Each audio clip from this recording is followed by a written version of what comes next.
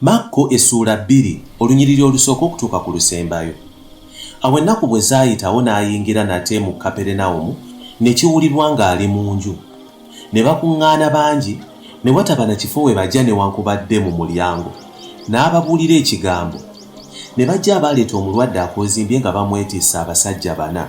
Naye bwe baalema okumuyingiza olw'ekibiina, ne babikkula waggulu ku nnyumba we yali, ne bawummulako ekituli ne bassa ekitanda akoozimbye kwe yali agalamidde.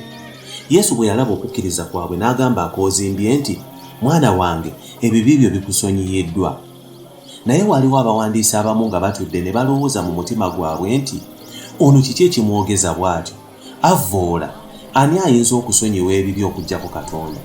Amangu ago Yesu bwe yategeera mu mwoyo gwe nga beebuuzaganya bwe batyo mu nda yaabwe, n'abagamba nti, "Lwaki mwebuuzaganya bwe mutyo mu mitima gyammwe? Ekyangu kye kiruwa? Okugamba akoozimbye nti ebibi byo bikusonyiyiddwa, oba okumugamba nti golokoka, weetika ekitanda ky'otambule? Naye mumanye ng'Omwana w'Omuntu alina obuyinza ku nsi okusonyiyiwa ebibi." N'agamba eyali akoozimbye nti, "Nkugamba, golokoka, weetika ekitanda kyo oddeyo mu nnyumba yo." N'agolokoka amangu ago ne yeetika ekitanda kye, n'afuluma nga bonna balaba. Awo bonna ne beewuunya ne bagulumiza Katonda nga bagamba nti, "Tetulabangako kintu bwe kiti."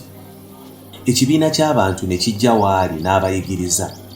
Awo bwe yali ng'atambula ku lubalama, n'alaba Leevi omwana wa Alufaayo ng'atudde we yasoloolezanga omusolo, n'amugamba nti, "Ngoberera."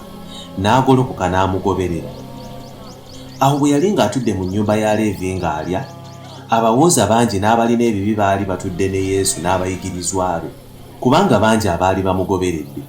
Abawandiisi ab'omu Bafalisaayo ne bamulaba Yesu ng'aliira wamu n'abalina ebibi n'abawooza, ne bagamba abayigirizwa be nti, "Lwaki aliira wamu n'abawooza n'abalina ebibi?" Awo Yesu bwe yakiwulira n'agamba nti, "Abalamu tebeetaaga musawo, wabula abalwadde. Sajja kuyita batuukirivu wabula abalina ebibi." Awo abayigirizwa ba Yokaana n'ab'Abafalisaayo baali nga basiiba. Ne bajja ne bamubuuza nti, "Lwaki abayigirizwa ba Yokaana n'abayigirizwa b'Abafalisaayo basiiba, naye ng'abayigirizwa abo tebasiiba?" Yesu n'abagamba nti, "Abagenyi bawasizza omugole bayinza batya okusiiba nga wasizza omugole ali nabo? Bwe baba nga bakyali n'awasizza omugole tebayinza kusiiba. Naye ennaku zirituuka, awasizza omugole lwali baggyibwako, ne balyoka basiiba ku lunaku olwo. Tewali muntu atunga ekiwero eky'olugoye olujja ku kyambalo ekikadde. Bw'akola bw'ati ekiwero ekijja kikutula ekikadde, ekituli ne kyeyongera. Era tewali muntu afuka omwenge omusu mu nsawo z'amaliba enkadde. Bwe kiba bwe kityo omwenge gwabya ensawo ez'amaliba, omwenge guyiika n'ensawo ez'amaliba zoonooneka. Naye omwenge omusu gufukibwa mu nsawo ez'amaliba empya. Awo lumu ku lunaku lwa Ssabbiiti Yesu yali ayita mu nnimiro. Abayigirizwa be ne batandika okugenda nga banoga ebirimba. Abafalisaayo ne bamugamba nti, "Laba, lwaki bakola ekyo ekitakkirizibwa ku lunaku lwa Ssabbiiti?" Yesu n'abagamba nti, "Temusomangako Dawudi kye yakola bwe yali nga yeetaaga, n'alumwa enjala n'abo be yali nabo, bwe yayingira mu nnyumba ya Katonda, Abiyasaali bwe yali nga ye kabona asinga obukulu, ejja omuzizo okuliibwako wabula bakabona, n'agiwa ne be yali nabo?" N'abagamba nti, "Ssabbiiti yabaawo ku lwa muntu, so omuntu si ku lwa Ssabbiiti. Bwe kityo Omwana w'Omuntu ye Mukama wa Ssabbiiti."